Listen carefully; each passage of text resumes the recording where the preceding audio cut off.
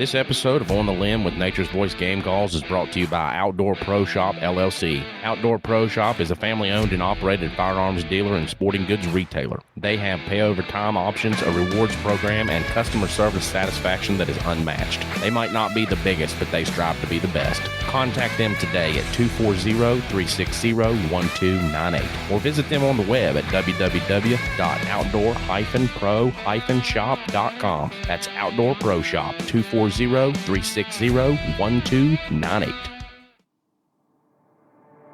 Folks, welcome to another episode of On the Limb Podcast with Nature's Voice Game Calls, where deer camp becomes a reality for every listener. Join us as we talk God, family, country, and everything outdoors. Kick back, relax, and have a listen. Now, here's your host and co-host, Mike and Dan. Need to change that name there at the beginning, don't I, Gerald? Yes, you do. We got special guest Gerald Bennett in with us this evening. So, Gerald, buddy, how you doing, man? I'm doing good, buddy. How are you? I am great. What an event this has been. That's crazy. It is. It's a little different than your very different average 3D bow shoot. Exactly. Yeah, it's very different. It's a pretty sweet event. Yeah. So, folks, we're here podcasting live from the Winter Place Ski Resort in Gent, West Virginia at the Appalachian Bowhunters Challenge. And I think they had around 50 contestants today that went through this race. I believe so, yeah. I think they were trying to get like 75. Some people had canceled, but this was a great turnout, in my opinion. Oh, yeah. For yeah, Jason's for sure. first event. Yeah, for sure. I mean, I think he's put this together really well. You know, he's done these before himself. So I think he's done an awesome job. So, Gerald, tell us a little bit about your new adventure with being VP of Viper Sights real quick. Well, I'm VP of Viper Sights. How'd that happen? I mean, it just I've known them guys for a long time, and just being in the industry for so long, it just kind of talks came about. Yeah, it just kind of clicked. So is that going good for you? I know you got some Viper Sights here. Yeah, today. Got some Viper Sights here. Going to do a little door prize tomorrow, draw for it. Yeah, it's going good. Sales is good. We're going strong. Nice. All right, so guys, just to let you know, we are on Carbon TV now. We have our audio versions and our live versions there for video. So if you can go there and check us out, Apple Podcasts, Spotify, YouTube, or wherever you get your podcasts, we're there. So our first guest this evening, please welcome with me Kendall Messer from Atlanta, Georgia. Kendall, this is your first event ever like this? First event ever, yeah. It's awesome, man. So we were talking earlier, but you do like triathlons and stuff. I do, yeah. I'm a big triathlete, and I've competed in 13 half Ironmans and 2 full distance Ironmans. Okay, nice. Yeah. So you're living in Georgia now, but you're originally from West. Yeah, I'm originally from West Virginia. Like I said, I grew up in Mingo County. You know, I'm an old Southern boy from down in the sticks. And, gotcha. And moved to here in the Beckley area in Cool Ridge and Gent.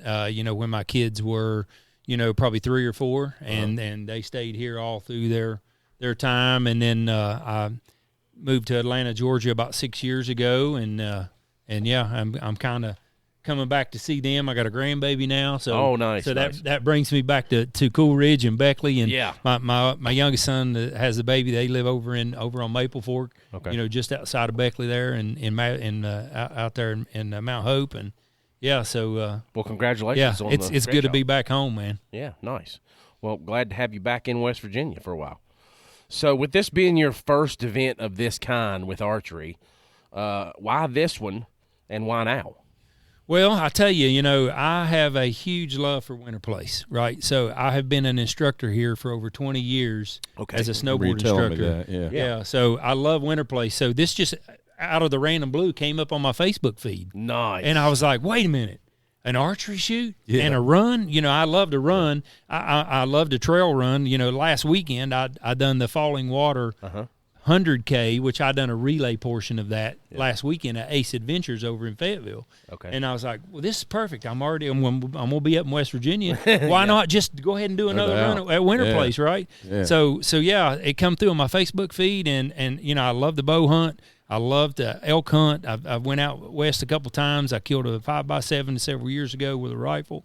Still working on getting one with a bow, so we'll see how that goes this year. So we got a good place out there we hunt. So I've got a place here that I like to hunt here, you know, right here in Cool Ridge, and It's I hunt in Georgia. We got a place out in West Georgia, right on the Alabama border. Okay. That we got some land out there that we hunt at. So yeah, nice. I love to hunt, man. It's, great.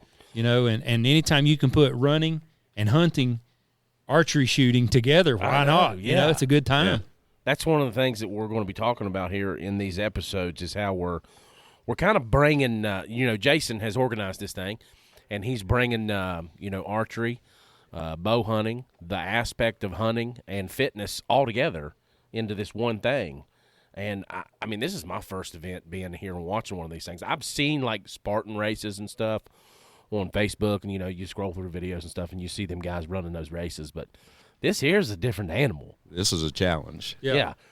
So these guys were climbing that mountain earlier. Yeah. I was like, whoa. Yeah. They from back here where we're at and looking up there, they look like little ants climbing this thing. It was definitely tough, man. Yeah. Two things that I wanted for me to be a success this weekend was, number one, finish. Yes. Yeah. And number two, not lose an air. Well, guess what? Yeah. When I came off that run, my number 3 shot went in the dirt, and it's up there in the grass somewhere.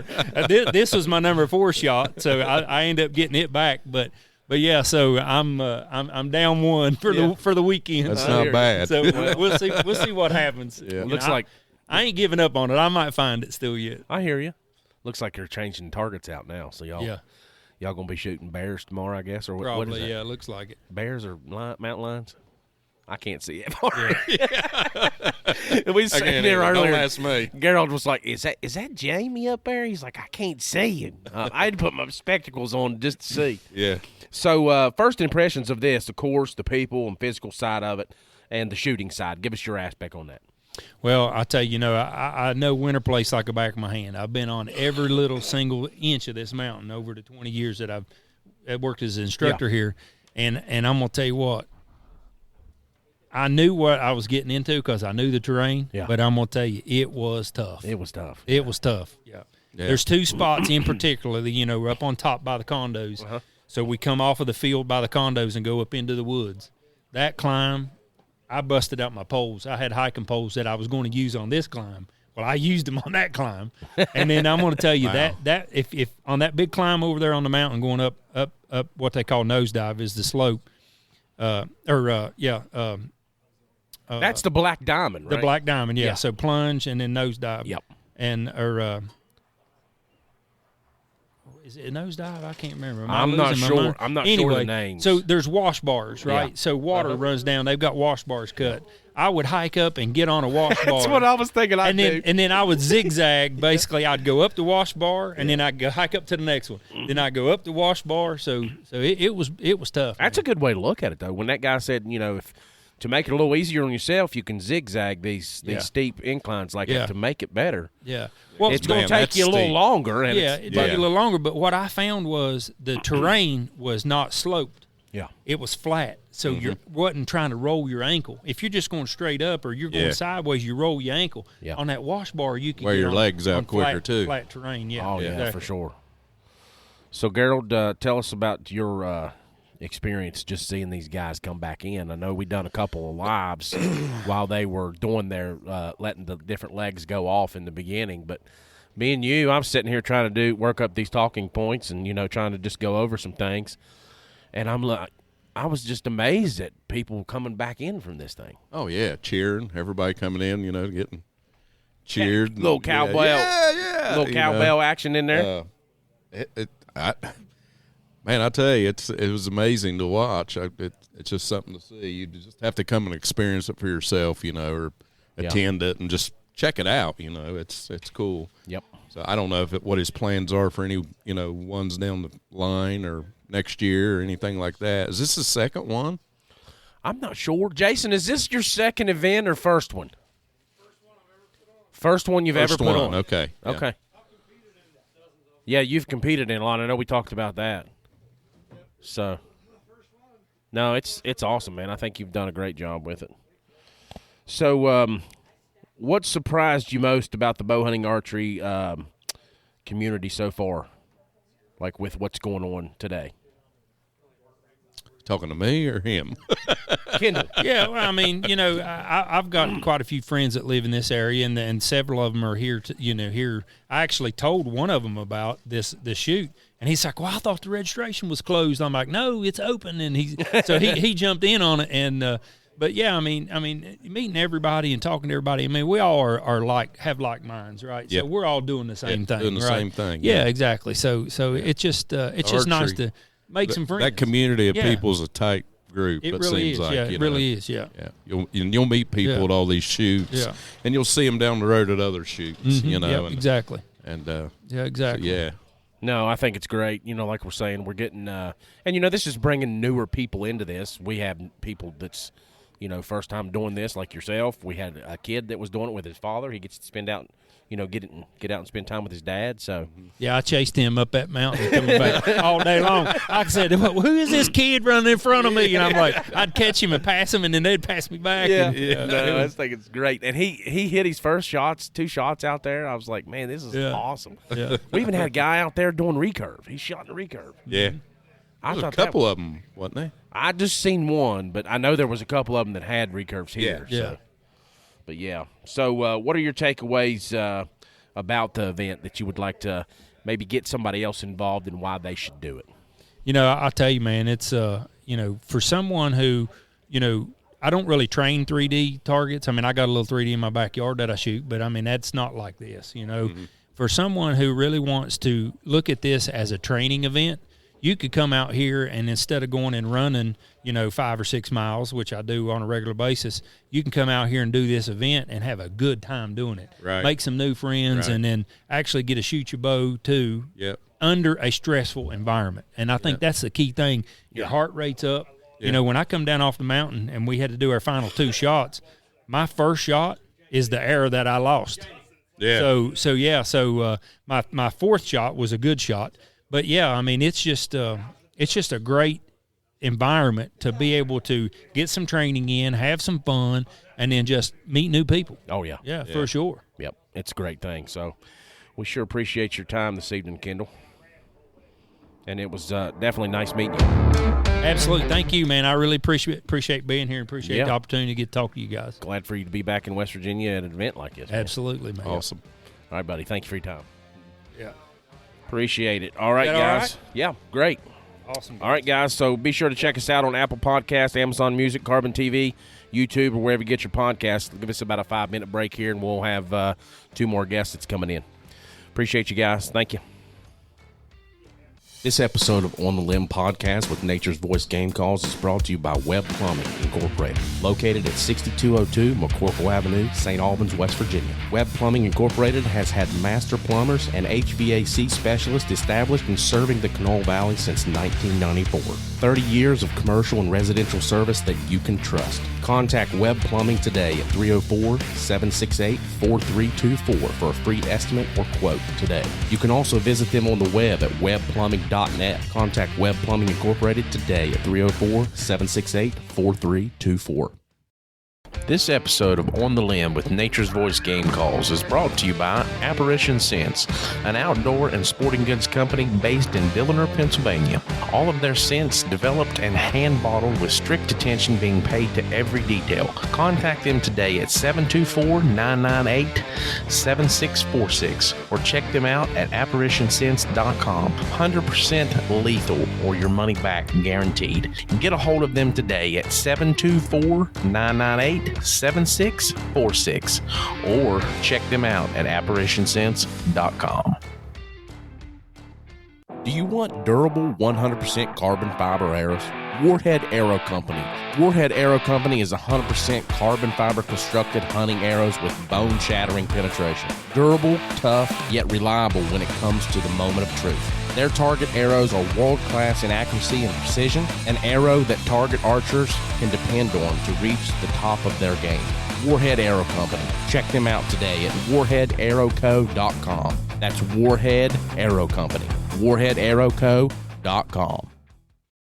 Get ready for your next adventure. Longer days, warmer water, and brighter skies. There's no better time to hit the water and chase a little coastal magic. Whether you're booking a fishing charter, a sunset cruise, or just want to float and breathe, Postal Marsh has got your summer adventure waiting. Departing daily from Little River, contact Captain Chris today at 304-807-7577 or book via email at chris@postalmarscharters.com. Let's make this summer one for the books. Folks, welcome to another episode of On the Limb Podcast with Nature's Voice Game Calls, where deer camp becomes a reality for every listener. Join us as we talk God, family, country, and everything outdoors. Kick back, relax, and have a listen. Now, here's your host and co-host, Mike and Dan. All right, folks, we're back podcasting live here from Winter Place Ski Resort in Gent, West Virginia for the Appalachian Bowhunters Challenge. And I tell you, it's been an awesome day here for my first experiencing one of these, and just seeing all these guys come in after hiking these mountains and looking like pea ants going up that big hill right there, or that big mountain right there. It ain't no hill. So we've got Chris Martin and Chad Bowser now from Goat Rodeo Archery, and these guys are from out of Pennsylvania. So we'll be talking with them here in just a little bit. Be sure to go over to Apple Podcasts, Spotify, Carbon TV, YouTube, or wherever you get your podcast.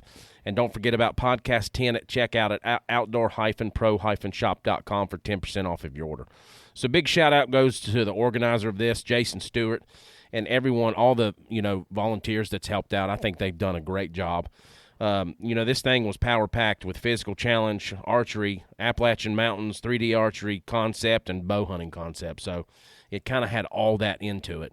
Even had music playing at the beginning when you guys were going off on your first and second and fourth legs, and it was just great. So I believe that events like this can build the hunting community and keep the heritage going, and that's what we all are in this to do, is to keep the hunting heritage alive and get more people involved, and to carry on the traditions that we all enjoyed as kids and still do today. So let's get with Chad and Chris. How you guys doing?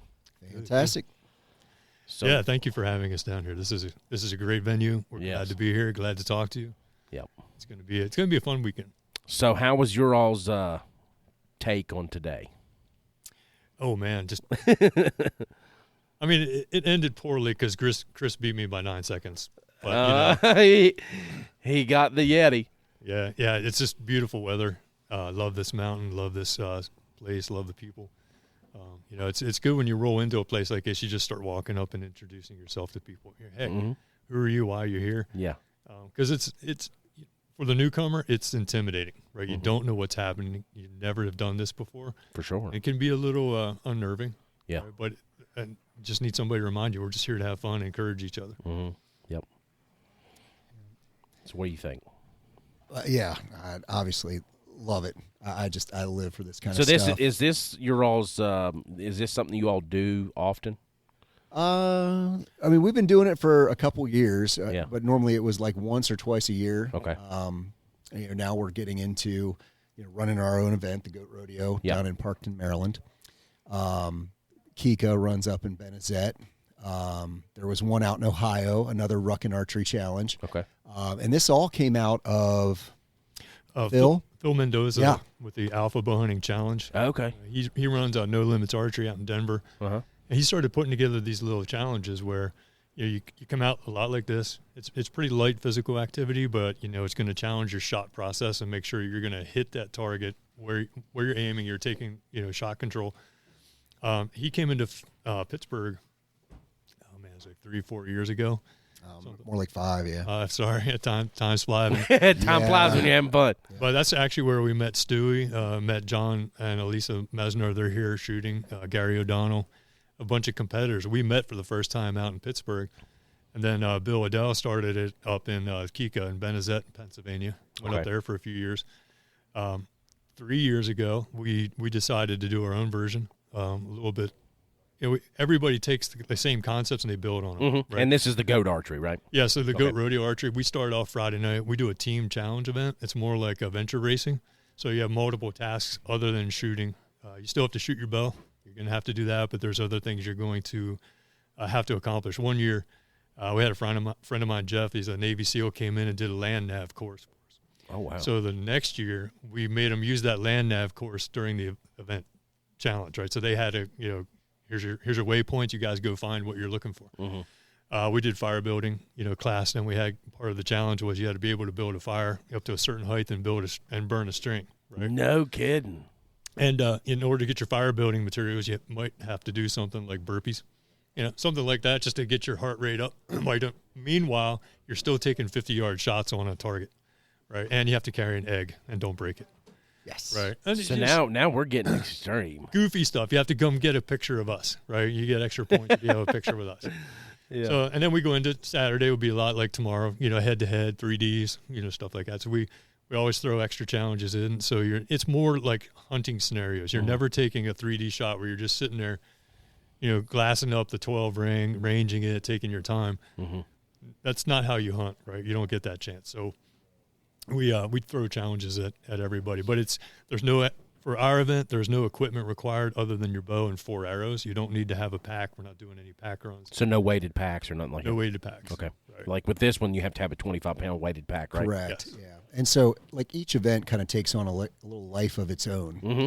And so, the one out in Ohio was Joe just wanted to have the nastiest, most difficult one of the 5, and he achieved that. It was a 50-pound pack, and not a ski slope, but he put us through the paces.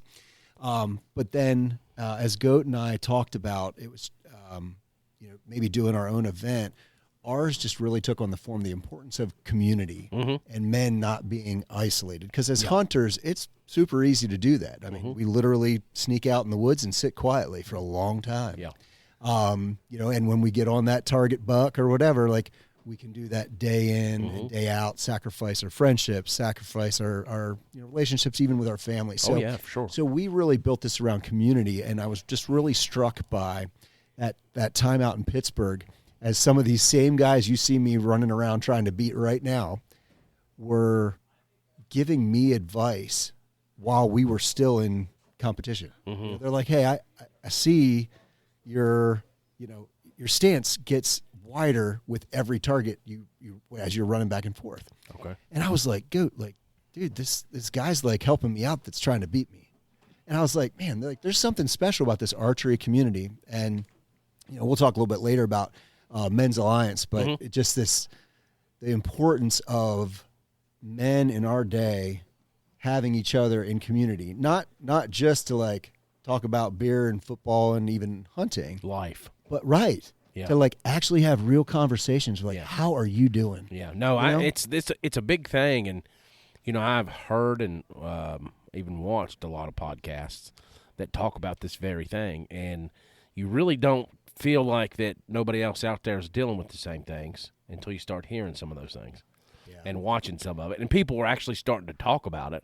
And you're like, well, maybe I'm not the only one dealing with this, Right. A lot of us are just too proud to ask for help. Right? That's exactly what it is. And part of it is you're like, well, if I know that you're having the problem, but you're not asking for help. Yeah. So that means if you're a man and I'm a man, then we don't ask for help. It's the nature of men not right? to ask for help or to try to get it done on their own. Right. And and try to take care of it. Part of it is to realize that when we ask for help, we're inviting people into our community. Yeah. They're willing to help. They want to help. They just don't know that you need help. Mm-hmm. And so, so we do Friday night after our event, we do storytelling night, right? Okay. And it's to take guys that are not used to doing what we do, which is sitting around a fire, and having a devotional and just talking about things, right? Mm-hmm. If you're not used to that, how do you get into communicating with people? And one of the ways to do that is through storytelling. When you learn how to stand up in front of your friends and just tell a story, admit to your faults, right? Yeah, for sure. Laugh about stuff, how you fell down the mountain when you're trying to draw on a bull elk or something.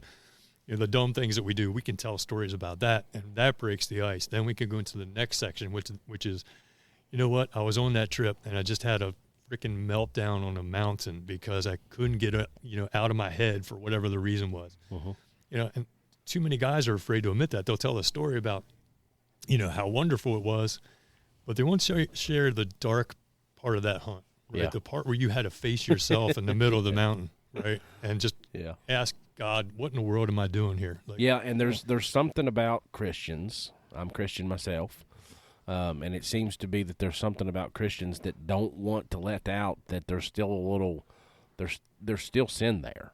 You know, Absolutely. there's still, and I don't really want to say darkness, because when you're in God, there is no darkness, but because He is the light. But there is still those bad things there. There's still those thoughts. There's still the things that you fight on a daily basis. And He told us that we were going to go through those things and we were going to fight those things. So, what's a key scripture that you all would talk about in one of these meetings or anything? Because that's part of our podcast. You know, we base our platform on God, family, country, and everything outdoors, because we salute the military and the veterans and stuff like that too. So. Normally, we take turns leading the devotional. Okay. Right. So part of our group is we really encourage leadership. So most people, if you're like the tribe leader or the devotional chief, whatever, you're only in there for a year, and while you're there, you're just bringing other guys up. Right. Okay. So we bring discipleship and challenge them. So really, it's getting guys to admit what's on their heart, and then we'll talk through that, and they can talk about whatever's on their mind at that day. Got you. But I mean, we always go back to like the Romans road. We always go back to explaining grace, things like that, right? So a lot of people don't get that. Like the Christianese of the world can really throw people sideways. The truth is, I'm still a black-hearted sinner. I just have been saved, and through nothing that I did, this is all God, right? It's just His grace. I'm just here trying to be a good representative of Him. Yeah, and that's hard for people to understand because they see the Hollywood version of Christianity, or they see the news version of it, and that's not real, right? Real is knowing that you're broken. Mm-hmm. Real is knowing that you need help and you need friends, and real is also then knowing that through nothing that you did, God saved you, right? And so, what we do on like Saturday morning, well, actually we do it every night of the week. We bring guys out, pretty much, yeah. and we do a 30-minute workout. It's a hard workout. It's designed that the strongest, fittest guy in the world, if he comes out, he's going to be challenged. But it's also designed so that the guy who's just getting started on his physical journey, he can come out and we can adapt and he can exist with us. When you take guys and you put them through, and we work outside all year long, no matter what the weather. Mm-hmm. So if it's raining, if it's snowing, we're outside. If it's freezing, it's 2 degrees, we're outside. If it's blistering hot, we're outside. Right. When you take guys and you suffer with them, and then you sit around the fire, and now you share your heart. It's a little different. It's different, and if you got a guy who's not putting out on the field and he wants to sit there and take up the whole conversation and tell you about how his little toe's been hurting and he's seen angels in the pixie dust somewhere, it's like we're not going to listen to you because you weren't putting it out there. You weren't part of the team. You weren't part of the effort. Not putting in that effort. Right, and so it hits differently. I don't know why, and. No, it sure does, and it's that way with a lot of aspects in life. You got to have a little vested interest in it.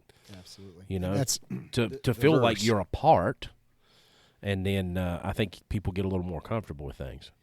Yeah. So and the verse for Men's Alliance, Proverbs 27:17, is iron sharpens iron, so one man sharpens another. That's awesome. Yeah. That's what we're all about, and so knowing we have this amazing thing that kind of drew both of us. I mean, we always hung out at church and we would talk hunting and things like that. Mm-hmm.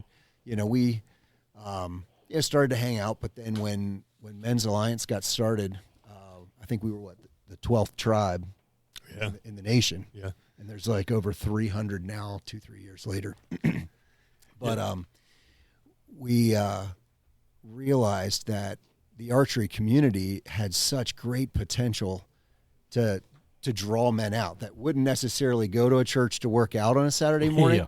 But this is that intermediary step of where we can, find other like-minded guys, that will come out, become better bow hunters, and then be like, all right, well, tell me about what you do every Saturday. We only do this once a year, and now we're traveling, so we get to do it a little bit more. But we realized that community was going to be the MO of our goat rodeo. Yeah, so you guys primarily archery hunters? Oh, yeah. Okay, so archery's kind of brought this thing to fruition and for you guys. So explain how that archery and the outdoors helps with mental health, brotherhood, accountability, and getting people unplugged and active. Yeah, well, I think a lot of the things that Goat just said, about drawing men out of isolation, and I had as I became an archery hunter, like I wasn't an archery hunter before I met Goat. Okay. And so as I started to practice, I realized that hey, this is way better than alcohol to simmer me down at the end of the day. Where I would have a beer or a bourbon to kind of calm me down after my day. Now I go in the backyard, and even if it's just 5 arrows, just that shot process, really helps me a lot. And training for things like this, for sure. gets rid of a lot of unhealthy behaviors that you've got to work out of your life if you're going to run up mountains like this for fun. Yeah. Looking at the discipline aspect of it, anybody who's living a healthy life is disciplined, right? Mm-hmm. And so, years ago, the archery equipment was so limited. You really had to kind of, I would say, be strong to begin with, just to get a bow that you could pull back. Nowadays, right. You can get a 40-pound bow that's shooting very lethal, very accurate, right? Mm-hmm. And so it requires you to shoot. You can't fake it.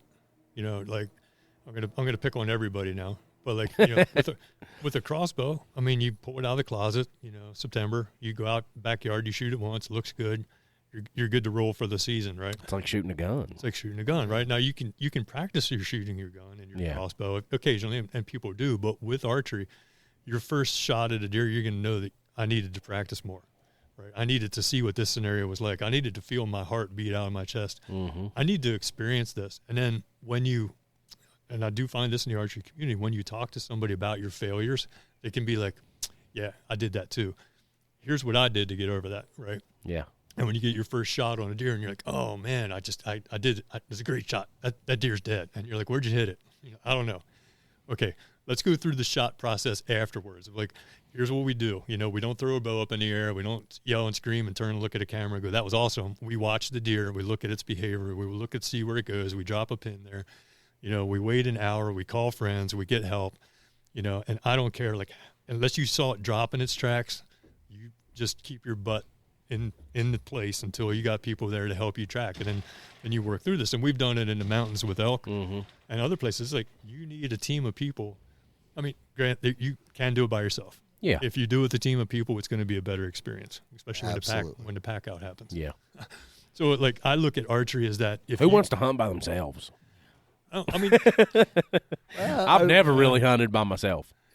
Well, but I enjoy, especially if I'm going to hunt after work, to just get up there and sit down in a tree stand and decompress, right? And my daughter gave me this beautiful little hunting journal that I can keep with me, and I'm just writing in that, it's like, here's my experience of the day, and I just keep a list of everything.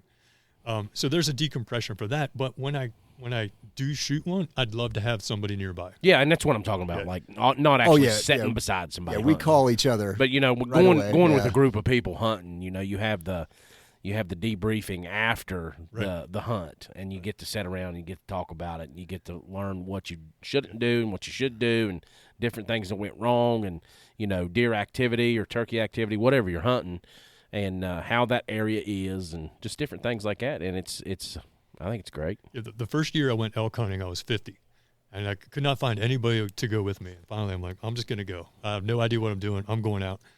I get out to Colorado, and I'm just, again, clueless as to how you actually hunt an elk. And I ran into this old guy, and he stopped by, checked on me once or twice, just, "Hey, what are you doing?" The third day, I finally asked him. I said, "Excuse me, I have no clue what I'm doing. Can you tell me what to do?" And that man gave me the next 4 days of his life. He would stop in the morning, pick me up. We'd go hit a trail, and he'd walk that trail with me, and he'd show me everything. And he had his own handmade bow. It looked angelic. It was amazing. River cane arrows. Oh. He was wearing leather pouches that he made. I mean, this guy was like legit. Smoked like his fingers were black from his hand-rolled cigarettes. And one day we were actually met in the middle of the road, and he sat down and he talked about the prophecies in the Ezekiel for a long time. I'm like, am I having an experience here? This guy with his handmade angelic bow and stuff. But I learned from that if I could do this with somebody else and we can bounce off of other people, that would be amazing. So next year I went to a competition out in Colorado. I forget it was Train to Hunt was a competition. I forget which Mount Powderhorn. And I met my friend Cody out there, and we were just running up and down the mountains. We never met each other before, and I was talking to him. He lived over the hill, and he made the offer, if you're not doing anything this fall, you can come out and you can hunt with me. I'll show you where to go. And he actually did it. He followed through on it. I called him up, went out and met with him. He put me in a place where eventually I shot an elk, and then he helped come out and track that elk, and then we packed it out together. So when you see somebody from across the United States you've never met before that's willing to give you time, that's amazing, right? And that things like that are ingrained in me. So if somebody's going to give me that time, then I'm going to give somebody else that time. Yeah. And I'm that person. So you know, like he definitely paid it forward for sure. And you know, I just never dreamed that this is what I would be doing in this stage of my life. You know, I'm a school principal. You know, I'm watching everybody kind of, you know, move on to just staying focused on career and kind of letting, you know, the physicality of youth pass them by. Oh yeah. And you know, having this opportunity to train year after year, you know, to go hunt elk or to be in these competitions, or to bring other guys that never thought they would be doing stuff like this, you know, out into community. Yeah. It's fantastic. Yeah, no, it's awesome. So with some of our listeners that are listening, you know, if they are feeling isolated, what can they do to get started? Simple first steps, or how can they connect with Goat Rodeo Archery? Well, goatrodeoarchery.com is the website that you would hit that would give you a description of our event, where it is, kind of the basic format. We don't give away all the secrets for what we're going to do. We keep people on their toes. But, you know, isolation is an interesting thing. I've seen guys that they will make a contact, but they expect everybody to pour into you. And I think the number one thing that fixes isolation is when you find somebody else and you pour into them. But that said, you reach out to us, goatrodeoarchery.com. There should be a contact form on there. If there's not, there's phone numbers and stuff like that. Yeah. Also look at men'salliance.com. There's absolutely there's a website tribes there. all over the nation and world already. You know, oh, awesome. Take that first step, get in contact with us, and then we'll pour into you, and you can pour back into us. Okay. So is it just Pennsylvania, Maryland that you guys do these events, or are you all doing them all over the country now? So there's Ohio, Pennsylvania, Maryland, and now West Virginia. Awesome. Yeah, So- ours is just in Parkton, Maryland. It's Okay. north of Maryland. We're on the Big Truck Farm Brewery, their grounds. Oh, yeah, I know them guys. Yeah, They're great guys. We're actually going to do a live podcast at their brewery. Okay. Fantastic. Yeah. We've been trying to plan this for years, but we'll get there. Yeah. If you can make it in June 26th through 28th, we'll be there. Okay. Yeah. They have food trucks. This year? Yeah, this year. This year. Yeah, it'd be great. Do it all at one time. Yeah, we met them at a tap takeover in Charleston at the Bears Den, and we went and we kind of just done a live from there. With Kip and Cody, or no, it was Cody. Maybe Kip or Cody's wife. Okay. It was her and another lady that came down and done the tap takeover. yeah. But they were telling us the history behind Big Truck and all the stuff up there. So yeah, it was pretty cool. It was probably Melanie. She's a great one. She's a real deer slayer. Okay. She shoots some incredible bucks. But yeah, there's a good people. That's where we hold it. So we have lots of beer on the course. Yeah. There's food trucks all around all weekend. It's usually beautiful weather. It's really fun place. Awesome. Yep. It's a great. That's time. great. Well, guys, I sure appreciate your all's time this evening. It was awesome talking to you and learning about goat archery. So Yeah, man. Oh, man. Thank Thank you. you. I'm glad you guys are enjoying the event here. Oh, we are. Yep. All righty. Thank you, See you guys. around. Appreciate it. Uh, All right, guys. Be sure to check us out on Spotify, Apple Podcast, Amazon Music, or wherever you get your podcast, and also Carbon TV. We are on there with our video and audio versions. So we're going to have one more guest this evening. Jamie Withrow. We'll be with him here in about 5 or 10 minutes. And we're watching some deer run down. Good Lord. Boy, they're getting it, ain't they? They're having a good time. Any of the guys running down the hill like that today? Yeah, they was like, oh, we don't want to go down there. They seen the West Virginia Bowhunters tent over here. We're out, boys. We'll see ya. All right, guys, we're going to play some ads, and we'll be back in just a minute with Jamie Withrow. Thank you, guys. thank you. Yes, sir. This episode of On the Limb with Nature's Voice Game Calls is brought to you by Backwater Truck Supply, located at 100 Armor Creek Road in Nitro, West Virginia, right across from the Town and Country Supply. Contact them today at 304-610-8699 or check them out at BackwaterTruckSupplyWestVirginia.com. Backwater Truck Supply specializes in accessoring your ride to your liking, new or old. Does your Jeep or truck need lifted or leveling kit installed? They've got you covered. New tires, oil change, or minor automotive repairs? They got you covered there as well, with a full-service lift along with a wheel balancing machine. They are affiliates with some of the top brands in the automotive industry. Contact them today at 304-610-8699 or check them out at BackwaterTruckSupplyWestVirginia.com. This episode of On the Limb with Nature's Voice Game Calls is brought to you by Stick Tamer Bow Silencers. Are you a traditional archery hunter or shooter? Stick Tamer was specifically designed for the recurve shooter. Made of a hybrid foam rubber material, Stick Tamer is designed to deaden string slap and limb vibration. Stick Tamer reduces limb and string noise, water resistant, and lasts shot after shot. Made in the USA from a hybrid foam rubber for durability. To purchase Stick Tamer and for more information, visit 3riversarchery.com and blackwidowbows.com. Stick Tamer Bow Silencers are available exclusively at 3riversarchery.com and blackwidowbows.com.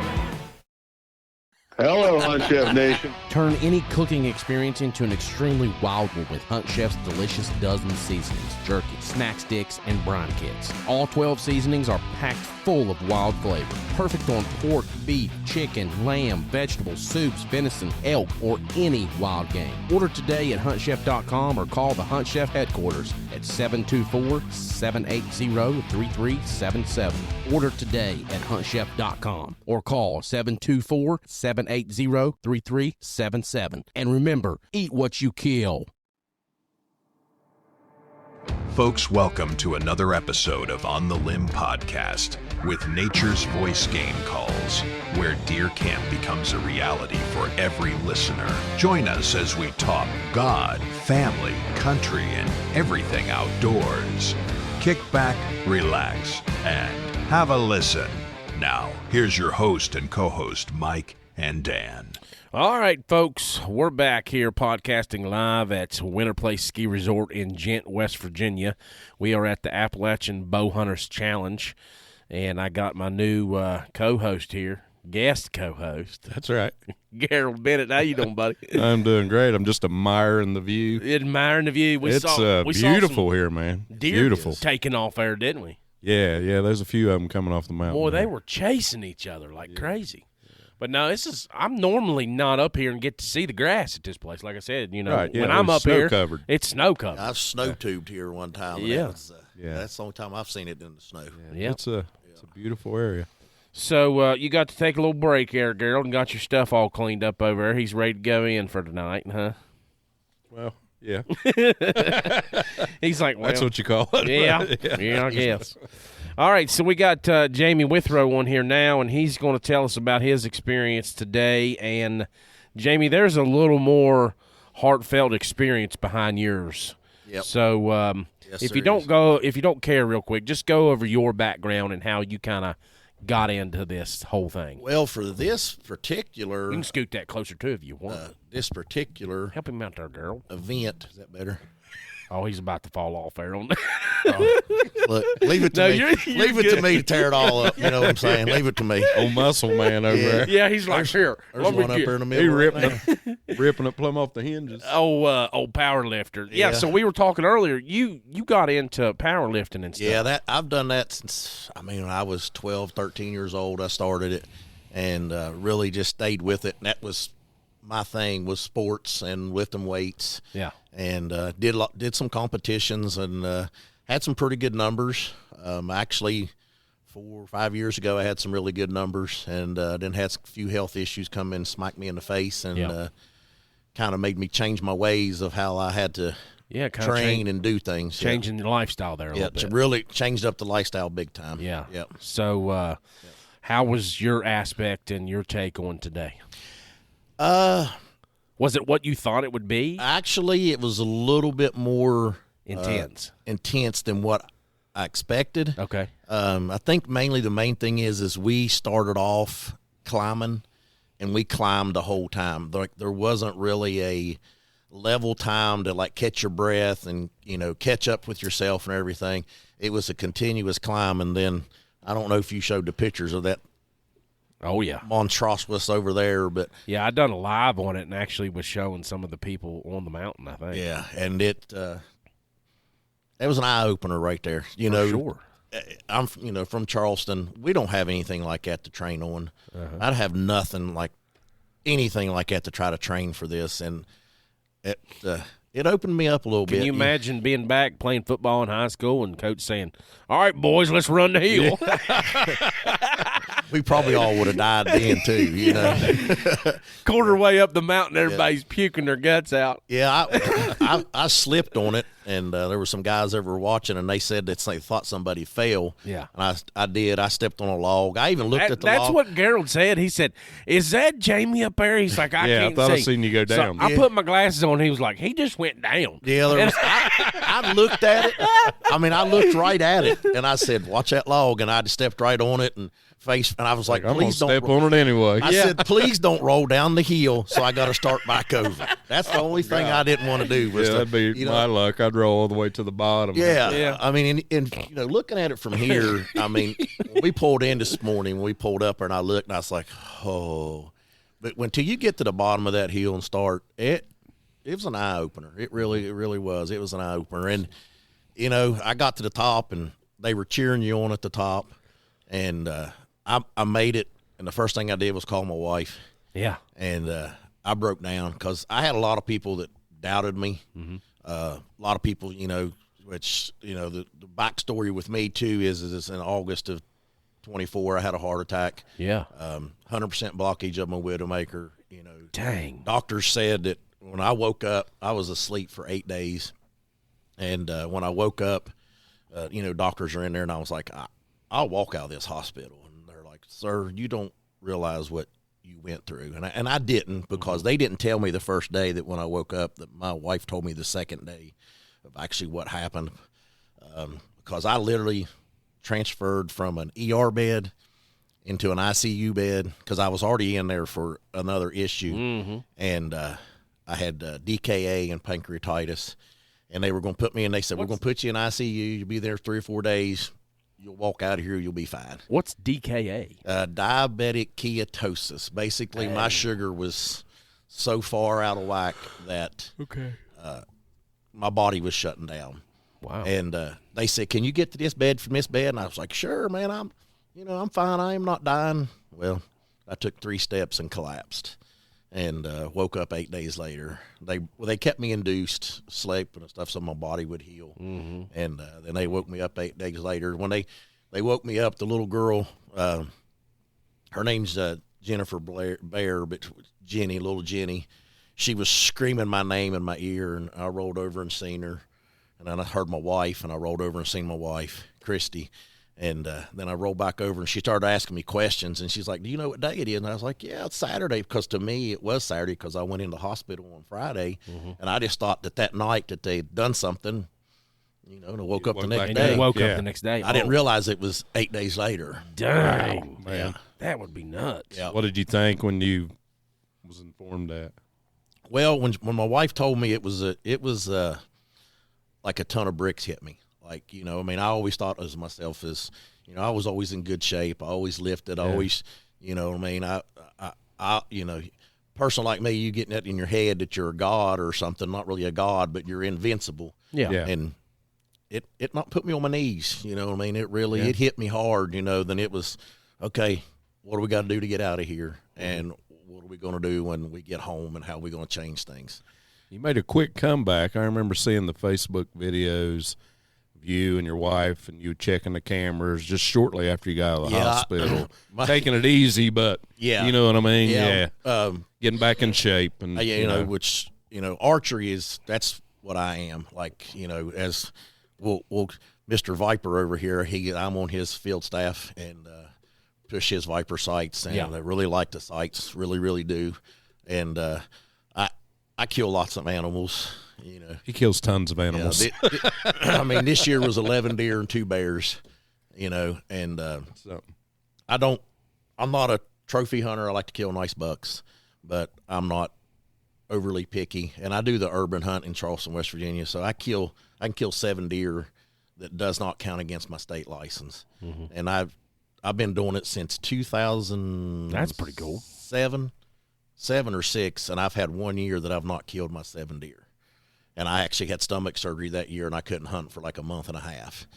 But when I first got home, I told my wife, I said, when we can get outside to my building, I got to go touch my bow, because I hadn't touched my bow in like a week and a half or 2 weeks or something like that. And I said, at that time, I didn't have enough strength to even pick my bow up. I couldn't even hold it. It took both hands to hold the bow up. So these 4 deer I'm looking at up on the mountain, they better be happy they don't live in the Charleston city. Pretty much. Limits. Yeah, pretty much. Right? Yeah. Yeah, because Jamie pretty much would be on them. Well, I went to, I drawed. I can't see because of light. Where you seeing them at? Straight up. Straight up? Oh, okay. Yeah. I see them now. They, I did the pipe stem hunt. I got drawed for that, which I heard that was a good hunt. Buddy, I'm gonna tell you right now. Next year, I hope I could draw it again. If not, I'm gonna try it. How many people get in these? So I went to the commission meeting the other night. There was 25 that was selected for pipe stem, and only 20 showed up. Wow! And we can kill 2 deer. You have to kill a doe first, and then you can kill in either sex. And if you get pulled, just let me know. I'll take my camper up there. I stayed up there in the lodge. They give you a discount because you drawed them and stuff. But my first animal that walked underneath of me that day was about 135-inch 8-point. Right at break of daylight. There's some good bucks up there. There's some very nice bucks. We camp up there a lot, and I've seen good bucks on that property. And I killed 2 deer. I killed a button buck and a doe, and everybody's like, yeah, it's like I'm telling you, they ain't safe when I'm around. Yeah, but it was a good hunt. There's a lot of. I applied for a few other ones. I just, I guess when you get drawn for one, they don't give you opportunity to go to the other ones until the next year. But I'll be putting them in for next year too. So aside from your health reasons and things like that, and the heart attack, what was the main reason you signed up for this first race that you've done? I've seen Jason come to one of our West Virginia Bowhunter Association's meetings, and he talked about it. And I'd seen the other ones that are out there, like the Beast Modes and the Valors and the stuff, and I seen it, and I was like, I said, this would be a very good test to see how well I have gotten myself in shape and bettered my health. Yeah. And it was hunting season kind of put a slow damper on the training for it. But hunting season, you're training basically, you're walking, hiking, tracking, dragging. Me and Gerald was just talking earlier. They're a very good friend of mine killed an absolute monster black bear this year. And old Jimmy George. Just Mr. Jimmy George. Hashtag Sin Assassin. Yeah, hashtag Sin Assassin. Another one of my sponsors, hashtag Sin Assassin. Also, we got to get Warhead in here too. Yeah. Got to get Warhead in here. And but that was an eye-opening getting that. I'm a pretty big guy and pretty strong guy, but that 450-pound bear whooped my butt. It whooped 5 of us for about. Could you imagine me and you rolling around with a bear? You shot a bear and you called me. Hey, come help. Nah. What am I going to do? Yeah. we go get the side by side and pull her out. Well, I got any ratchet straps? I tried to have him get it to field dress it where it was at. He's like, no, I want to carry it out of here. I want to get it out of here. And we put it on my deer cart, and I didn't think the deer cart was going to make it. Wow. And we had one ratchet strap to try to get this thing on there. So we finally messled around there for a little bit. Then he calls in reinforcements, gets 2 of his son and another young kid come up there and help us. And we still wallered that thing. I think we started wrestling with it at 6:30, 7 o'clock, and it was midnight before we got it back to his truck. Wow. Then the question was, how are we going to get it in the truck? Yeah. That was even funner, trying to get it in the truck. Anybody got a forklift like far? Yeah. No.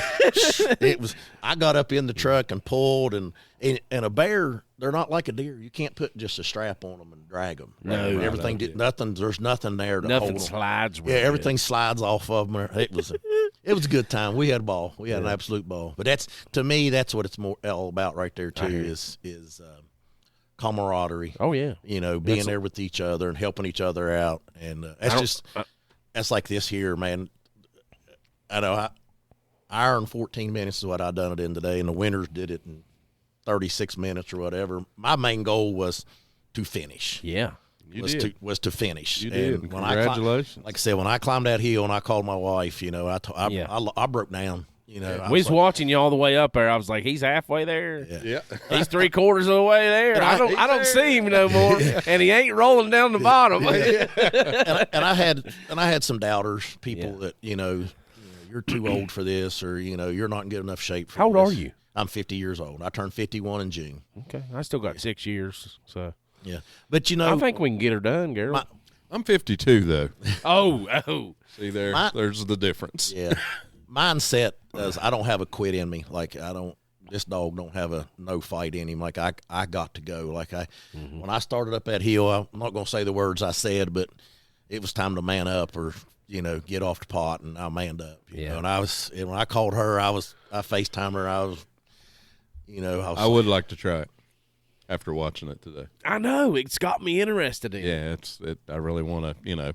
I mean, it's just like watching everybody do it. And I'm like, man, I like to. Like Jamie's saying, I don't want to finish in 30 minutes. I want to just finish. Yeah. My training at home, I tried it every day that I hiked. I tried to get. I've seen your videos you was doing there. Yeah, I tried to get 3 miles in every time I done it, and each time of 3 miles, I was doing it hour and 45 minutes, hour and 30, just somewhere in there is what I was doing at 3 miles. So, do you think without you doing that this would have been harder? I never would have. If I wouldn't have trained for this, I never would have made it. And how long did you train for it? I started in January, going to the gym, and had my pack on. I'd take my pack and I'd go get a weight off and put it in my pack, and you had people looking at you like, what? Or what? And today when I got here today, I weighed my pack, and 25 pounds all we had to carry. My pack was almost 30 pounds, and I was like, man. So I was over taking sand out, trying to lighten that thing up a little bit. And I got it down to 26, and I was like, man, I should have just left it because I done trained with that weight, so I might as well just left it. But it didn't feel no different. About quarter of the way, it didn't feel no different than it would. Sure it didn't. No, it didn't. Wow.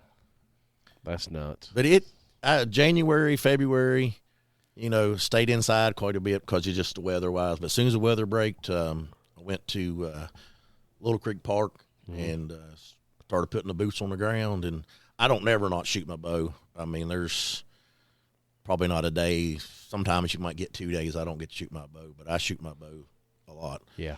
And I'm not no 3D champion, but I can hit them. Yeah.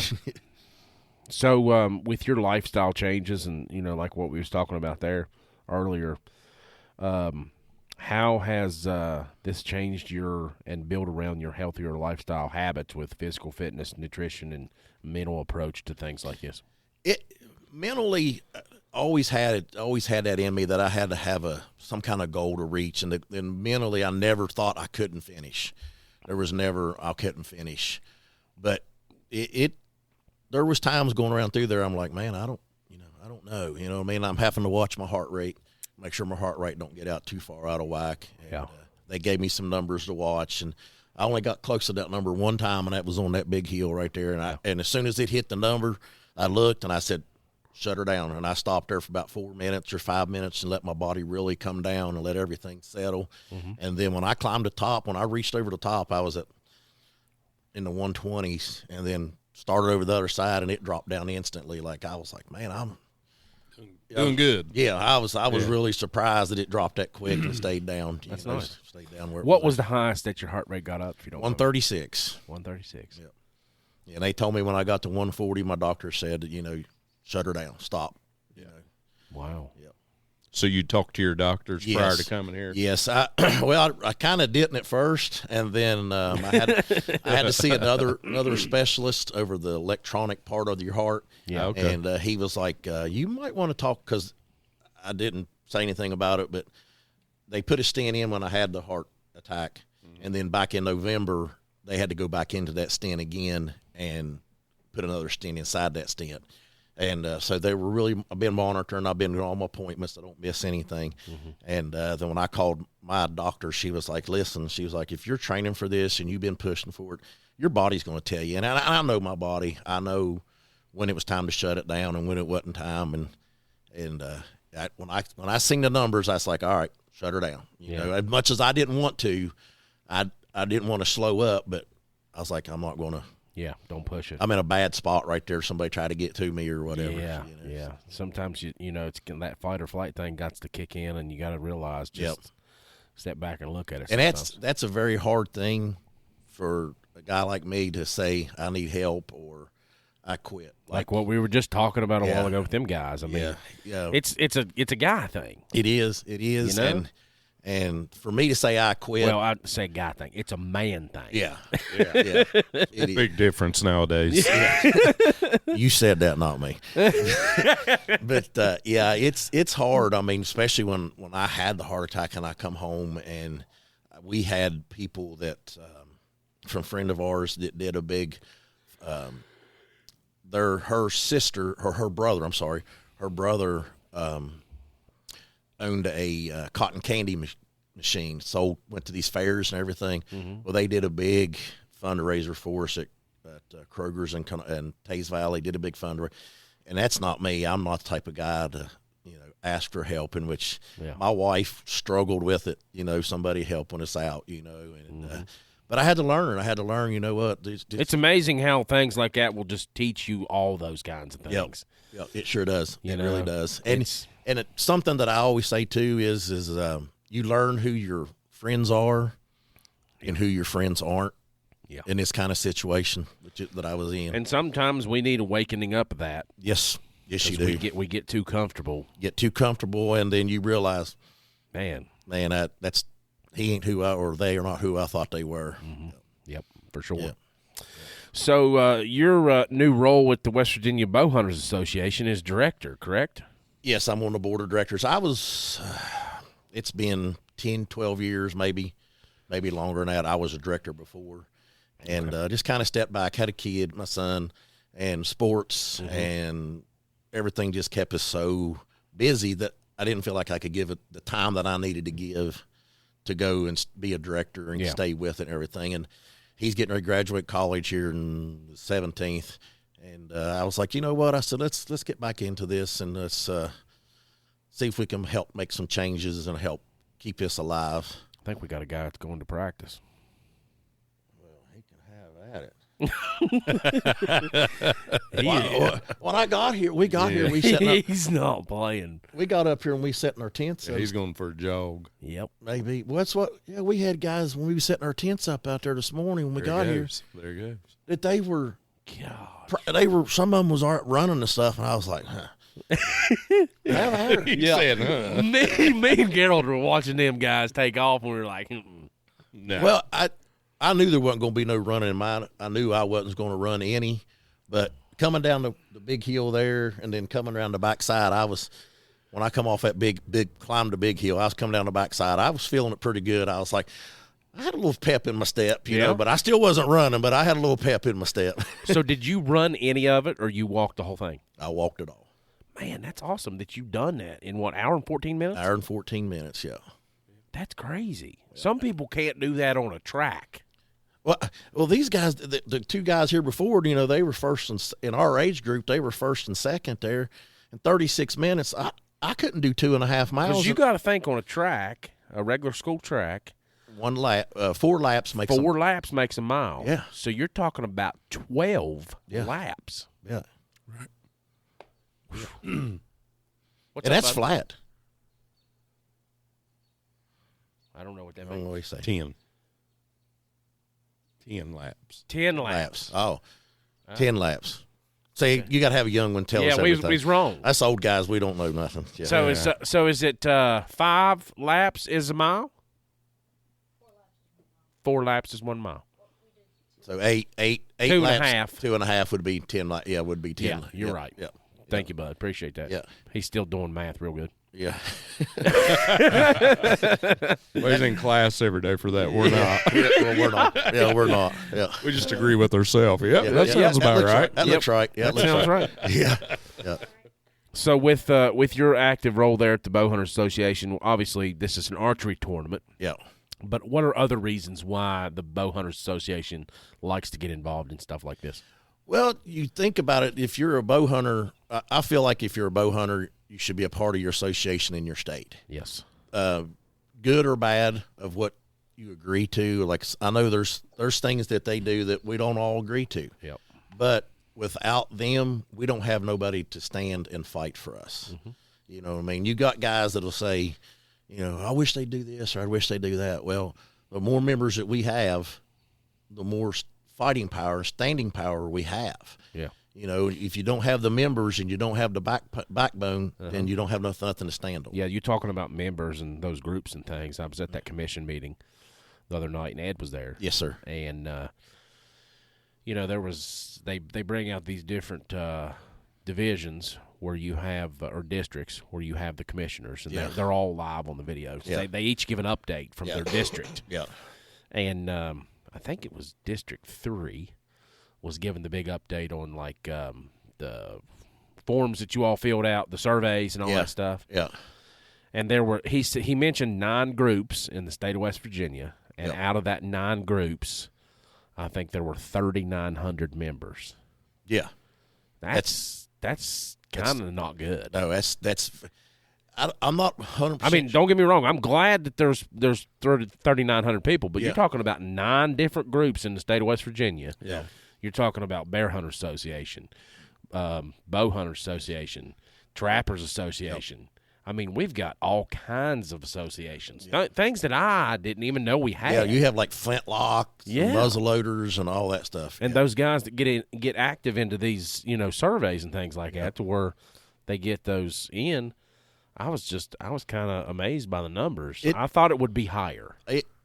The majority of that was the Bow Hunters Association. Yeah, it amazes me that people, you know, we come to these things or we're at the hunt show, and if you're a bow hunter, what is $35 a year?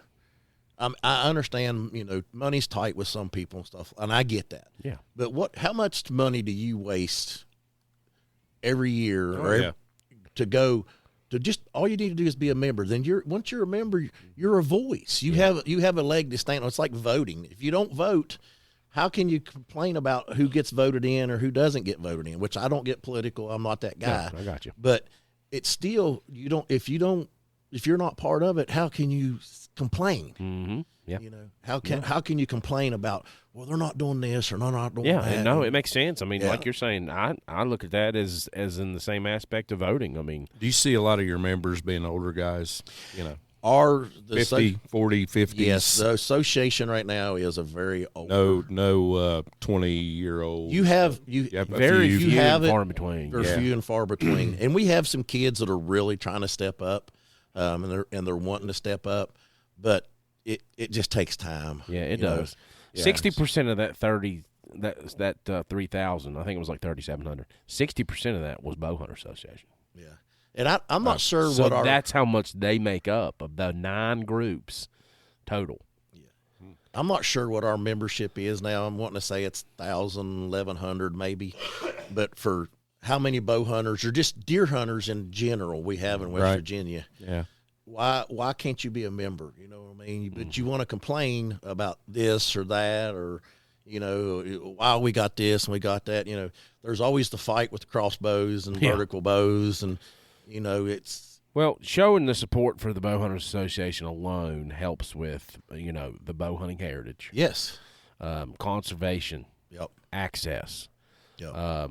You can look at all the legal stuff that happens in the background. All the lobbying for the laws and regulations. Ed, when I become a director, my phone, the amount of stuff that he is involved in, where, you know, Ed McMahon is the president, the amount of stuff that he's involved in that people don't see what's behind. Yeah, I didn't expect him to be there. Of course, I know he goes to those meetings, but I didn't expect him to be there the other night because I know you don't go to all of them. No, we're trying to get more of our directors and our regional reps to step in and take this role and roll with this. Let's. Yeah. I mean, we need more members. Well, you know, the West Virginia DNR commission meetings is something that they're wanting to get that out to the public right now. Yeah. Because it is a public meeting. Yep. That the public can attend. You can have public comment right there at the meeting. You have the commissioner. You have commissioners all on the screen. You have the director there. You have his assistant. I believe it's chief of staff is what they call him, and then the deputy director. Yeah. And then you have the other guys that are involved. But you have all of them right there that you can, talk to. And it's let good, your voice be known. And it's good to know who your guy is in your area. Yeah. When we was at the banquet this year, me and Jimmy was sitting there, and we met a couple of the DNR guys, and they're not from our area, but he said, listen, if you ever got a question or you got something, here's my card, give me a call. Yeah. They're not all bad guys. No. And some of them think they are, but most of the time, if the guys that are get mad about something, they done something they shouldn't have done. Mm-hmm. Or they've had an issue with one of them because they did something they shouldn't have done. Yeah, you normally most of the time don't hear the whole story. Yeah. From that point of it. Yep. I've never had an incident with the West Virginia DNR police that has been a bad one. I've not had a bad one, but I had one that was trout fishing, and he got too close to me, and he hadn't told me who he was. Oh, I got you. And he really scared me because, I turned around. I seen him in the water, and he was fishing like he was fishing, but he kept getting closer and closer. Then I turned around, and he's standing like 2 feet from me. You know what I mean? I was like, oh, yeah, we're going, and then he showed me his badge and told me who he was. You in my fishing spot. Yeah, you know what I mean? And, you done snuck up on me and got in my spot. Pretty crafty. I tell you, it is. He looked he was dressed just like us, but he had his badge right here, and he flipped it down. When I turned around, he flipped it down. I'll tell you a funny story. We were in Maine waterfowl hunting, and we were out on these jetties, and we were all hunkered down in these rocks. We were hunting old squaws, sea ducks. Yeah. And, we'd had a couple of them fly in, but they wasn't where we could get them. And we had some other ducks that fly in. But we only went to Maine for the old squaw.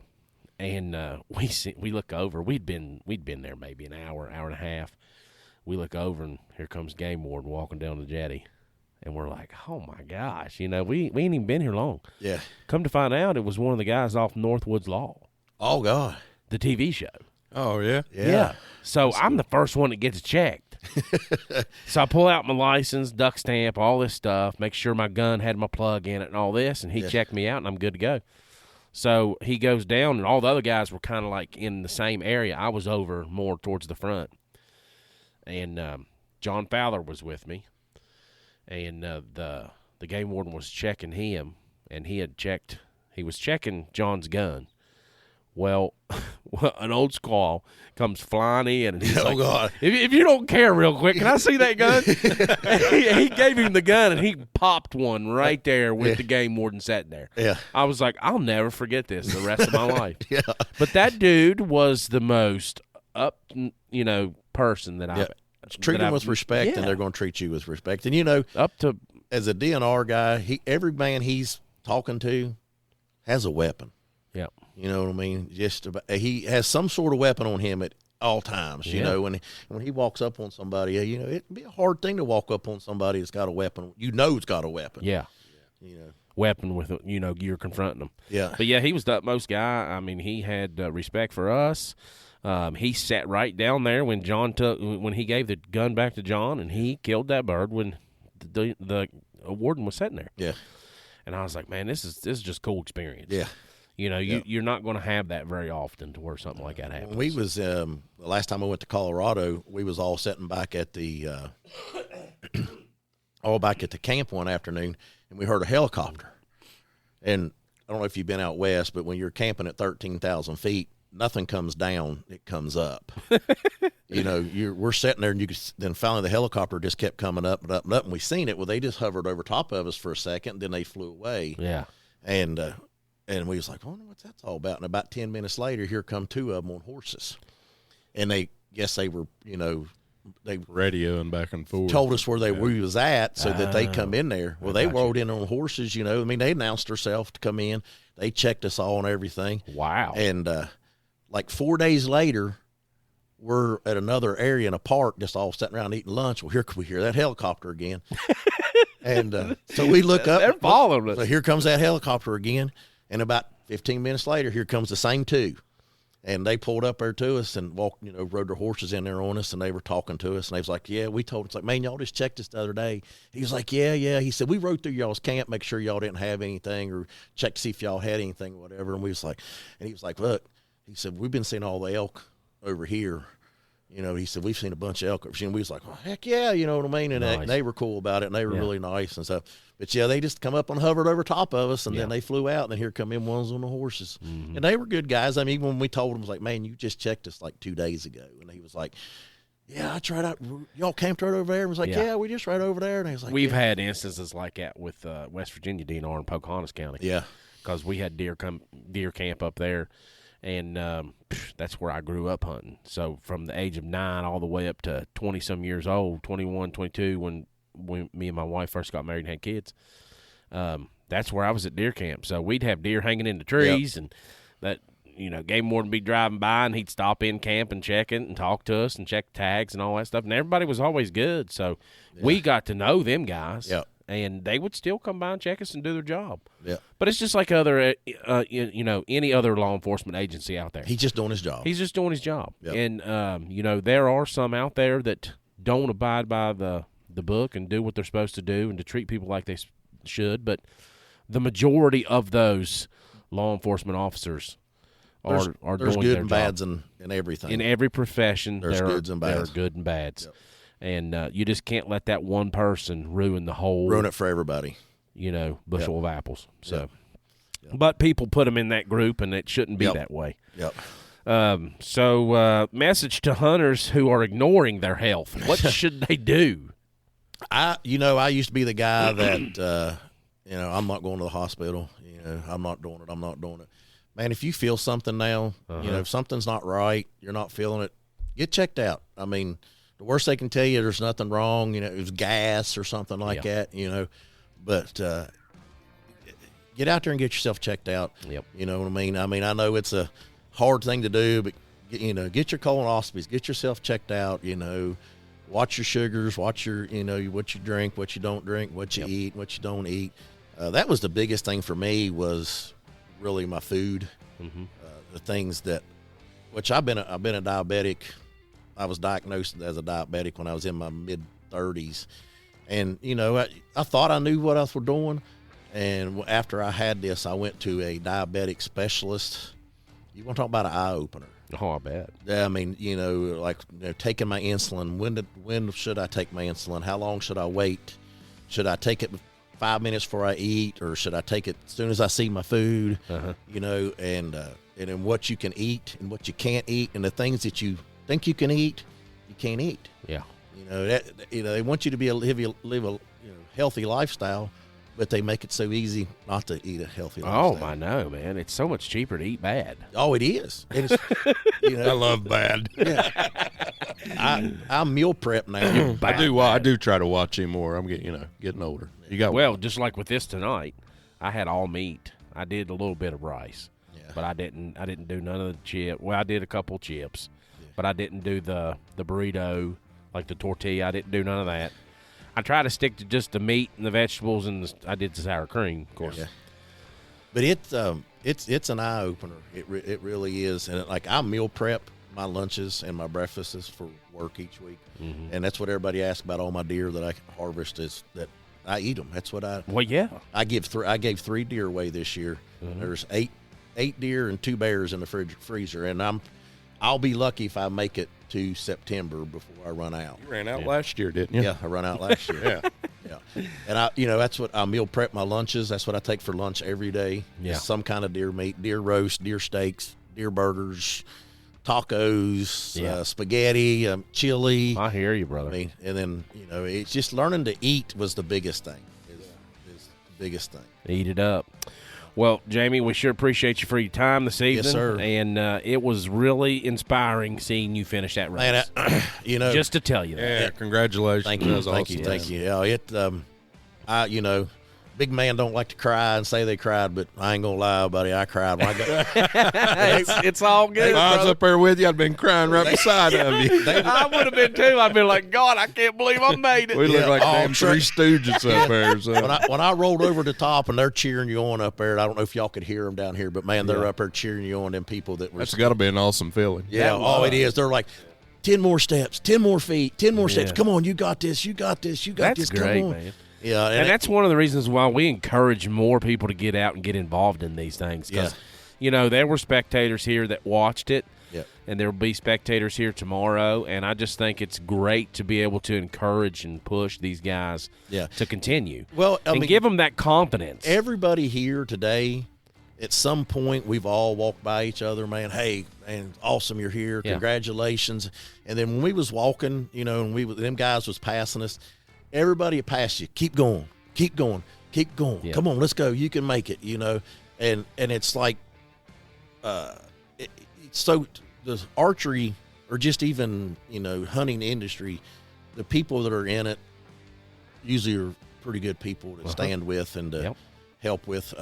One quick thing I want to say about that. Back earlier in the winter, we had an archery family that lost their son. And they had 3, 4, 5 different people that did fundraisers for them. Wow. And just to see what, in a short period of time, what happened, how much of that people come together, this just putting us all together is very important. She's not understanding. She's not understanding. She got to go bathroom. She got to go pee-pee.